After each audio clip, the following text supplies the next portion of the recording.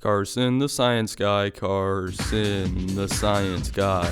Carson, Carson, Carson, Carson the science guy. Science rules.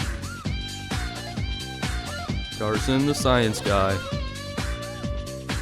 Carson, Carson. Carson, Carson, Carson. Carson, Carson, Carson, Carson. Carson the science guy. Hello everyone, Carson here, and today I'm going to talk to you a little bit about climate change. And I'm sure you've all heard the term climate change tossed around before, but what does it really mean? Climate change is defined as the climate, or the overall temperature of the Earth at any given point, changing, either getting hotter or getting colder.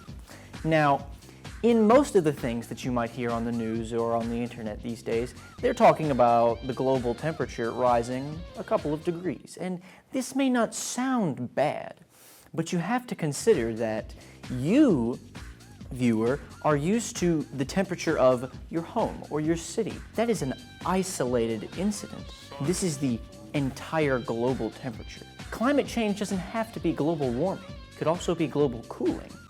In the 1970s, the use of aerosol cans, spray paint, and silly string, and those sorts of things was very prevalent, and the aerosols, or particles floating around in the air, they were creating a barrier around the Earth, and the Earth already has a natural barrier. It's called the ozone layer. The ozone layer protects us from the bad things while letting the good, the warmth and the solar energy, they let that through. What those aerosols were doing was they were adding to that, and it was becoming too thick.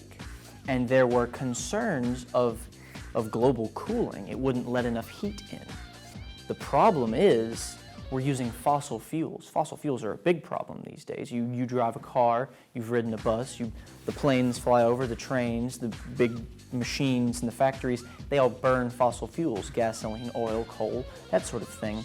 That releases hefty amounts of carbon dioxide into the atmosphere. It is filtering up into the atmosphere, and it is creating almost like a one-way mirror.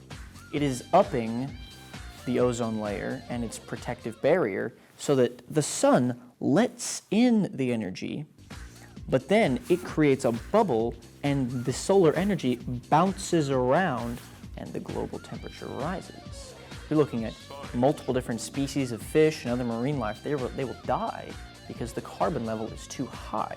If global temperatures keep rising, the poles, the North Pole and the South Pole, all of that ice, we're looking at that melting.